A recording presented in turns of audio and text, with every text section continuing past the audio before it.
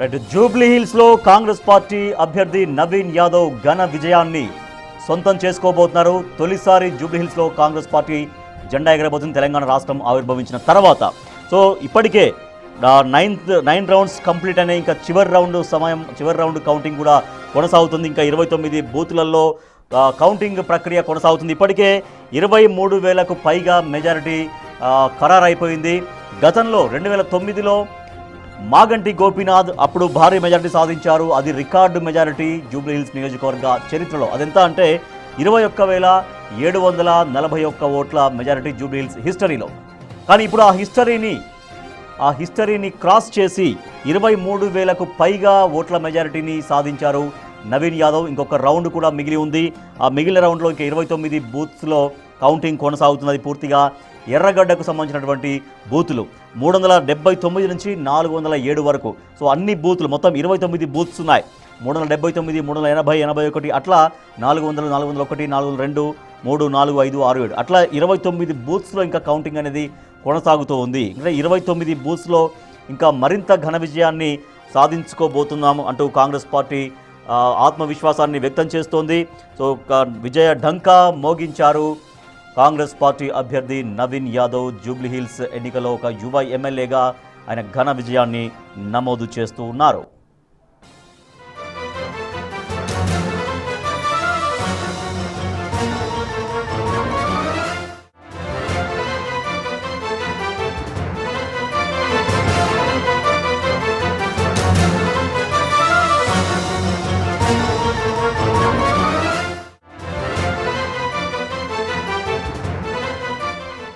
Right, exit polls నిజమయ్యాయి. దాంట్లో big TV చేసినటువంటి ఎగ్జిట్ పోల్ కూడా అక్షర సత్యమైంది. సో నవీన్ యాదవ్ దాదాపుగా 23,000కు పైగా ఓట్ల మెజారిటీతోటి, అంటే దాదాపుగా ఒక 4% కంటే ఎక్కువగా ఓట్ల మెజారిటీతో ఆయన విజయం సాధించబోతున్నారు. సో మరోపక్క బీహార్ కౌంటింగ్ కూడా కొనసాగుతుంది. సో జూబ్లీ హిల్స్ పైన అందరూ ఫోకస్ చేశారు. జూబ్లీ హిల్స్ ఉప ఎన్నిక చాలా కీలకంగా భావించారు. అధికార కాంగ్రెస్ పార్టీకి, ప్రధాన ప్రతిపక్షం బీఆర్ఎస్కి, ఇక బీజేపీ అయితే పెద్దగా పోటీలో ఉన్నట్టుగా కనిపించలేదు. మొదటి నుంచి బీఆర్ఎస్ వర్సెస్ కాంగ్రెస్ అనుకున్నట్టుగానే అయింది. కాంగ్రెస్ పార్టీ అభ్యర్థి నవీన్ యాదవ్ ఘన విజయం సాధించబోతున్నారు. మా ఎగ్జిక్యూటివ్ ఎడిటర్ అశోక్ మరింత సమాచారం ఇస్తారు. అశోక్, ఎగ్జిట్ పోల్స్ నిజమైపోయాయి. మనం ఇచ్చినటువంటి బిగ్ టీవీ ఎగ్జిట్ పోల్ కూడా పూర్తిగా వాస్తవంగా మనకు కనిపిస్తోంది. సో కాంగ్రెస్ పార్టీకి కలిసి వచ్చినటువంటి అంశాలు ఏంటి? బీఆర్ఎస్ ఎందుకు ఇటువంటి ఇంత గ్యాప్, అంటే ఇంత వెనుకబడిపోవడానికి కారణాలు ఏం దోహదపడ్డాయి? మీరు చెప్పినట్టుగానే మెజారిటీ ఇప్పటికే 23,000 దాటింది. So full majority complete counting పూర్తయ్యేటప్పటికీ 25,000 మెజారిటీ దాటే అవకాశం ఉంటుంది. ఇంకా అంతకన్నా ఎక్కువ వచ్చినా కూడా ఆశ్చర్యపోవక్కర్లేదు. సో ఇంత మెజారిటీ వస్తుందని ఎవరు కూడా ఎక్స్పెక్ట్ చేయలేదు. ఈవెన్ కాంగ్రెస్లో ఉన్న ఒక సెక్టార్లో కూడా ఇంత మెజారిటీ వస్తుందా అనేది గెలవటమే చాలు అన్నట్టుగా కొంతమంది భావించారు. కానీ ఎంటైర్ ఈ ఉప ఎన్నికని 2023 జనరల్ ఎలక్షన్ మాదిరిగా ఆ స్థాయిలో దీన్ని తీసుకుని ఒక ప్రెస్టేజ్ ఇష్యూగా తీసుకున్న రేవంత్ రెడ్డి ఒక విధంగా చెప్పాలంటే తన భుజం మీద ఒంటి చేత్తో ఎన్నికల మొత్తాన్ని కూడా నడిపించాడు. కాంగ్రెస్ పార్టీ శ్రేణులందరినీ కూడా ఒక చోటికి తీసుకొచ్చారు. బేసిక్గా కాంగ్రెస్ పార్టీ గురించి తెలిసిందే, కొంతమంది వ్యతిరేకిస్తారు, కొంతమంది పబ్లిక్గా స్వేచ్ఛగా ఏవైనా విమర్శలు చేస్తుంటారు. కానీ అలాంటి వాళ్ళందరినీ కూడా ఒక తాటి మీదకి తీసుకొచ్చి ఇది ఎట్టి పరిస్థితుల్లో కూడా జూబ్లీ హిల్స్ ఉప ఎన్నికలో మనం గెలిచి తీరాల్సిందేనని నాయకులందరినీ ఒక యూనిటీగా ఒకే తాటి మీదకి రేవంత్ రెడ్డి తీసుకురాగలిగారు. ఈవెన్ క్యాబినెట్లో ఉన్న మినిస్టర్లు మొత్తం చేత ఏదైతే జూబ్లీ హిల్స్ అసెంబ్లీ పరిధిలో ఉన్న ప్రతి గల్లీలోనూ ప్రచారం చేయించారు. అలాగే కాంగ్రెస్ పార్టీలో ఉన్న రకరకాలుగా, ఏ పార్టీ అన్నా కూడా రకరకాల గ్రూపులు, గ్యాంగులు ఉంటాయి. ఇలాంటివి ఏమీ లేకుండా ఈ ఉప ఎన్నికలో జూబ్లీ హిల్స్ నియోజకవర్గంలో గెలిపే లక్ష్యంగా కాంగ్రెస్ పార్టీ శ్రేణులన్నీ కూడా ప్రతి గల్లీలో తిరిగారు, ఇంటింటికి తిరిగారు. ఈ 2 ఏళ్ల పాలనలో కాంగ్రెస్ ప్రభుత్వం చేసిందేంటి, ఏ ప్రభుత్వ పథకాలు అమలు చేయగలిగాము, సో ఎలాంటి కీలకమైన నిర్ణయాలు తీసుకోగలిగాము, గత 10 ఏళ్ల బీఆర్ఎస్ హయాంలో జరిగిందేంటి, 2 ఏళ్ల రేవంత్ రెడ్డి సర్కారు పాలనలో జరిగిందేంటి, ఇవన్నీ ఎక్స్ప్లెయిన్ చేయడంలో కాంగ్రెస్ పార్టీ నేతలు సక్సెస్ అయ్యారు.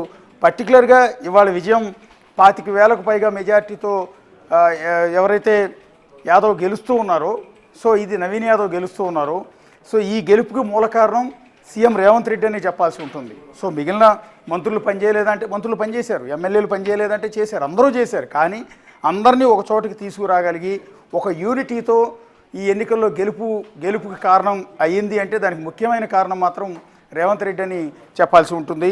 సో ఇక్కడ రేవంత్ రెడ్డి స్వయంగా ఎన్నికల ప్రచారం చేశారు. ప్రతి గల్లీలో తిరిగారు. వితౌట్ సెక్యూరిటీ కూడా కాన్స్టిట్యున్సీలో తిరగగలిగారు. ముఖ్యమంత్రి స్థాయిలో ఉన్న వ్యక్తే ఇంత ప్రతిష్టాత్మకంగా ఎన్నికలు తీసుకుని ఈ రకంగా ప్రచారం చేస్తున్నారంటే మనం ఎందుకు చేయకూడదని మిగిలిన నేతలంతా కూడా ముందుకు రాగలిగారు. అంతర్గత విభేదాల మొత్తాన్ని కూడా పక్కన పెట్టి మరీ ఈ ఎన్నిక కోసం ప్రచారం చేశారు. చాలామంది ఎన్నిక నోటిఫికేషన్ వచ్చినప్పుడు చాలామంది కాంగ్రెస్ నేతలు కూడా బయట మాట్లాడింది ఏంటి అంటే, కొంతమంది కాంగ్రెస్ నేతలు మాట్లాడింది ఏంటి అంటే, సో ఇది గెలుపు సింపతి ఓటింగ్ ఉంటుంది కాబట్టి మాగంటి గోపీనాథ్ 3 సార్లు గెలిచిన వ్యక్తి, పోటీ చేస్తున్నది కూడా ఆయన భార్యనే కాబట్టి సింపతి ఓట్లు ఉంటాయి, బహుశా ఒక 2-3 వేల ఓట్ల మెజార్టీతో అయినా బీఆర్ఎస్ అభ్యర్థి గెలిచే అవకాశం ఉంటుందని కొంతమంది మాట్లాడిన సందర్భాలు కూడా ఉన్నాయి. సో గెలుపు మీద వాళ్ళకు మొదట్లో లక్ష్యం లేదు, ధీమా లేదు, కాన్ఫిడెన్స్ లేదు. కానీ ఆ తర్వాత ఎప్పుడైతే రేవంత్ రెడ్డి దీన్ని లీడ్ తీసుకున్నారో, ఇది ఎట్టి పరిస్థితుల్లో గెలిచి తీరాలి మనం అని చెప్పారో, సో మనం మంచి గత ప్రభుత్వ పాలనలో బీఆర్ఎస్ పాలనలో ప్రజలు ఎలా ఇబ్బంది పడ్డారు, బీఆర్ఎస్ పాలనలో జరిగిన అవినీతిని మొత్తాన్ని ప్రజల్లో తీసుకెళ్లే ప్రయత్నం చేయాలి. ఈ 2 ఏళ్ల పాలనలో ప్రజలకు ఒక స్వేచ్ఛ లభించింది, దాని ప్రజల్లోకి పూర్తి స్థాయిలో తీసుకెళ్ళాలి. అట్లాగే హైడ్రా మీద బీఆర్ఎస్ విపరీతంగా నెగిటివ్ క్యాంపెయిన్ చేసింది. హైడ్రా బుల్డోజర్ మీ ఇంటి మీదకి వచ్చేస్తుంది, జూబ్లీ హిల్స్లో మళ్ళీ గెలిపిస్తే ప్రతి ఇంటి మీదకి బుల్డోజర్ వచ్చి తొక్కేస్తుంది, రేవంత్ రెడ్డి బుల్డోజర్ వచ్చిందంటూ ఈ రకమైన ప్రచారం చేశారు. అసలు 2 ఏళ్లలో రేవంత్ రెడ్డి సర్కార్ పూర్తిగా వైఫల్యం చెందిందని, వ్యతిరేకత వచ్చేసిందంటూ నెగిటివ్ క్యాంపెయిన్ కూడా చేశారు. కానీ వాటన్నింటినీ కూడా తిప్పి కొడుతూ రేవంత్ రెడ్డి వాడు వచ్చిన మెజార్టీతో సమాధానం చెప్పారనే చూపించాల్సింది. అంటే ప్రభుత్వం మీద ఎలాంటి వ్యతిరేకత లేదు, ప్రజలు ఇప్పటికీ కాంగ్రెస్ పార్టీ వైపు, కాంగ్రెస్ ప్రభుత్వం వైపు, రేవంత్ రెడ్డి పాలన వైపే ఉన్నారు అనే సంకేతాన్ని ఈ ఓట్ల రిజల్ట్ ద్వారా ఆయన తీసుకెళ్లే ప్రయత్నం చేశారు. ఒక దశలో నిజం చెప్పాలి అంటే జూబ్లీహిల్స్లో పోటీ చేస్తున్నది నవీన్ యాదవ్, రేవంత్ రెడ్డి అన్నట్టుగా ప్రచారం సాగింది. సో ఇప్పటికీ కూడా నవీన్ యాదవ్ గెలిచాడు అంటే రేవంత్ రెడ్డి గెలిచినట్టుగానే భావించాల్సిన పరిస్థితి కూడా అక్కడ ఏర్పడింది. సో ఈ క్రమంలో హైడ్రా వ్యతిరేకత లేదు, ప్రభుత్వం మీద ఎలాంటి వ్యతిరేకత లేదు, రేవంత్ రెడ్డి పాలన మీద ఎలాంటి వ్యతిరేకత లేదు అనేది దీన్ని బట్టి చాలా స్పష్టంగా జనాల్లోకి తీసుకెళ్లడంలో రేవంత్ రెడ్డి క్లియర్గా సక్సెస్ అయ్యారు. బీఆర్ఎస్ని కోలుకోలేని దెబ్బతీశారు. బీఆర్ఎస్తో పాటు ఒక దెబ్బకి 2 పెట్లు అన్నట్టుగా అటు బీఆర్ఎస్ని ఇటు బీజేపీని రెండింటినీ కలిపి దెబ్బ కొట్టడంలో రేవంత్ రెడ్డి సక్సెస్ అయ్యారు. కాంగ్రెస్ పార్టీ శ్రేణులకి, కాంగ్రెస్ పార్టీ అనగానే సహజంగానే అసంతృప్తులు ఉంటాయి, ఇప్పటికీ కూడా కాంగ్రెస్ పార్టీలో అసంతృప్తులు వ్యక్తం చేసే వాళ్ళు చాలామంది ఉంటారు. వాళ్ళందరికీ కూడా ఇకపైన మళ్ళీ కోచింగ్ చేసే అవకాశం అనేది ముస్లిం ఓట్లు ఎంత కీలకంగా మారాయి. ఎందుకంటే అజారుద్దీన్కి తీరా ఎలక్షన్స్ ముందు మంత్రి పదవి ఇవ్వడం, సో దానిపైన కూడా బీఆర్ఎస్ చాలా తీవ్రంగా అభ్యంతరం వ్యక్తం చేసింది. నిజంగా అజారుద్దీన్ ఫ్యాక్టర్ కాంగ్రెస్ పార్టీకి ఏమైనా కలిసి వచ్చిందా? ఎస్, ఖచ్చితంగా. ఇదంతా మనం మాట్లాడుతున్నది రేవంత్ రెడ్డి ఫ్యాక్టర్. ఇదంతా రేవంత్ రెడ్డి వ్యూహాలు. ఒకటి, కరెక్ట్గా ఎన్నికల సమయంలో అజారుద్దీన్ లాంటి వ్యక్తికి ఎమ్మెల్సీ ఇచ్చి మంత్రిని చేయటం ఎవరు ఊహించలా, అసలు ఎవ్వరు కూడా ఎక్స్పెక్ట్ చేయలే. అందరూ అనుకున్నది ఏంటంటే అజారుద్దీన్ ఆల్రెడీ జూబ్లీహిల్స్లో ఓడిపోయాడు కదా, ఓడిపోయిన వ్యక్తిని మంత్రిని చేయటం అనేది తెలివి తక్కువ పని, ఏమన్నా ఉపయోగం ఉంటుందా అని చాలామంది కామెంట్ చేశారు. ఈవెన్ కాంగ్రెస్ పార్టీలోనూ కొంతమంది కూడా కామెంట్ చేశారు. ఎందుకంటే అజారుద్దీన్ మంత్రి చేయటం అనేది చాలామంది యాక్సెప్ట్ చేయలే. కానీ అక్కడే రేవంత్ రెడ్డి వ్యూహం అనేది చాలా స్పష్టంగా ఉంది. గత ఎన్నికల్లో మాగంటి గోపీనాథ్పై అజారుద్దీన్ ఓడిపోయి ఉండొచ్చు, కానీ చాలా మంచి ఓట్లు తెచ్చుకోగలిగారు. ఆ ఓట్లు ఎలా తెచ్చుకోగలిగారు అంటే ముస్లిం ఓట్లన్నీ తన వైపుకు పుల్ చేయగలిగారు. సో ఆ వ్యూహాన్ని ఇక్కడ రేవంత్ రెడ్డి ఇంప్లిమెంట్ చేశారు. సో గత ఎన్నికల్లో పడిన అజారుద్దీన్కి పడిన ఓట్లన్నీ, ముస్లిం ఓట్లన్నీ ఇట్లు లాగగలిగితే మన విజయం ఖాయం అనేది తీసుకురాగలిగారు. అందుకని ఎన్నికల ముందు సరిగ్గా ఎంఐఎంతో పొత్తు పెట్టుకోకపోయినా కూడా వాళ్ళ మద్దతు తీసుకోవటం. ఏకంగా అసదుద్దీన్ ఓవైసీ లాంటి వ్యక్తి నామినేషన్ వేయడానికి నవీన్ యాదవ్ ఎంఆర్ఓ ఆఫీస్కి వెళ్తే అక్కడికి నేరుగా అసదుద్దీన్ వచ్చి నేను నీకు మద్దతు పలుకుతున్నానని చెప్పించగలిగారు. అంటే రేవంత్ రెడ్డి ఉన్న సక్సెస్, తెర వెనక అమలు చేసిన వ్యూహం, అజారుద్దీన్ మంత్రిని చేయటం కావచ్చు, అసదుద్దీన్ ఓవైసీని ఏకంగా నామినేషన్ వేసే దగ్గరికి తీసుకొచ్చి పబ్లిక్గా మద్దతు పలికించడం కావచ్చు, ముస్లిం ఓట్లన్నిటి కూడా పుల్ చేయటం. 4 లక్షల పైగా ఓట్లుంటే అందులో 1,20,000 కేవలం ముస్లిం ఓట్లే ఉన్నాయి. పర్టికులర్గా షేక్పేట లాంటి చోట నిజం చెప్పాలంటే బీఆర్ఎస్ చాలా బలంగా ఉంది. గత ఎన్నికల్లో చాలా మంచి ఓట్లు వచ్చాయి. రెహమత్ నగర్లో బీఆర్ఎస్కి ముస్లింలో మంచి ఓటు బ్యాంకే ఉంది. ఆ ఓటు బ్యాంకు మొత్తాన్ని కూడా ఇటు లాగి, సో సింపతిని కూడా పక్కన పెట్టించి దెబ్బ కొట్టడంలో, అంటే బీఆర్ఎస్ను వ్యూహాత్మకంగా దెబ్బ కొట్టడంలో బీజేపీకి కూడా కొన్ని ఏరియాల్లో పట్టుంది. అది హిందుత్వ ఎలిమెంట్ కావచ్చు, ఇంకొకటి కావచ్చు. వీటన్నిటి నేపథ్యంలో బీజేపీకి వైపు కూడా ఓట్లు మళ్ళకుండా అటు బీజేపీకి పడే ఓట్లని, బీఆర్ఎస్కి పడే ముస్లిం ఓట్లని, సెటిలర్ల ఓట్లని, ఆంధ్ర నుంచి ఇక్కడికి వచ్చి సెటిల్ అయిన చాలా కాలం నుంచి ఇక్కడ వ్యాపారాలు చేస్తున్న, ఇక్కడ పనులు చేస్తున్న వాళ్ళందరినీ పర్టికులర్గా బస్తీల్లో ఉన్న వాళ్ళని, దాదాపు జూబ్లీహిల్స్ పరిధిలో ఉన్న 6 బస్తీల్లో ఉన్న బస్తీ ఓటర్ల అందరినీ కూడా కాంగ్రెస్ వైపు పుల్ చేయడంలో సక్సెస్ అయ్యారు రేవంత్ రెడ్డి. సో టోటల్గా అన్ని విషయాల్లో కూడా వ్యూహాన్ని అమలు చేశారు. కాంగ్రెస్ పార్టీ కలిసి వచ్చిన అంశాలు ఇప్పుడు మీరు చెప్తున్నారు. సో బీఆర్ఎస్కు ఏంటి డ్రాబ్యాక్స్ అండి? బీఆర్ఎస్కి అంటే గోపీనాథ్ తల్లి ఎపిసోడ్ కొంత ఇబ్బంది పెట్టిందా? తర్వాత నేరుగా కేసీఆర్ ప్రచారానికి రాకపోవడం ఏమన్నా లాస్ అయిందా? మీరు అన్నది అది కరెక్ట్, ఎగ్జాక్ట్లీ. కేటీఆర్ ఈ ఎన్నికల్లో గెలుపు కోసం విపరీతంగా ప్రయత్నాలు చేసిన మాట వాస్తవం, దాన్ని మనందరం కూడా యాక్సెప్ట్ చేయాలి. ఫస్ట్ స్టెప్ ఏంటంటే కేసీఆర్ ఎన్నికల ప్రచారానికి రాకపోవడం, అసలు ఈ ఎన్నికకు మనకి సంబంధమే లేనట్టుగా కేసీఆర్ వ్యవహరించడం, ఫామ్ హౌస్కే పరిమితం కావటం, ఈవెన్ చిన్న వీడియో కూడా రిలీజ్ చేయలేదు కేసీఆర్. జూబ్లీహిల్స్ ఎన్నికల్లో బీఆర్ఎస్ని గెలిపించండి అని ఈవెన్ కేసీఆర్ ఒక చిన్న వీడియో కూడా రిలీజ్ చేయలేదు. లేదా అసలు కేసీఆర్ లాంటి వ్యక్తి వచ్చి తన పార్టీ తరఫున అభ్యర్థి ఒకరు చనిపోయారు, ఉప ఎన్నిక జరగబోతోంది అన్నప్పుడు పార్టీ అధ్యక్షుడి హోదాలో ఆయన స్వయంగా వచ్చి రేవంత్ రెడ్డి తిరిగినట్టు కేసీఆర్ గల్లీకి తిరిగి ఎన్నికల ప్రచారం చేస్తుంటే ఈక్వేషన్ వేరుగా ఉండేదేమో. అసలు కేసీఆర్ ఈ ఎన్నికలకు నాకు సంబంధం లేదు, నాకు అనవసరం అన్నట్టుగానే కొంత వ్యవహరించారు. అటు హరీష్ రావు, కేటీఆర్ వీళ్ళందరూ ఇష్టవసరుడు గల్లీ తిరిగి ప్రచారాలు చేసినా కూడా ఉపయోగం లేకుండా పోయింది. కేసీఆర్ దీన్ని లైట్ తీసుకోవడం కూడా ఆ పార్టీకి మైనస్ అయింది.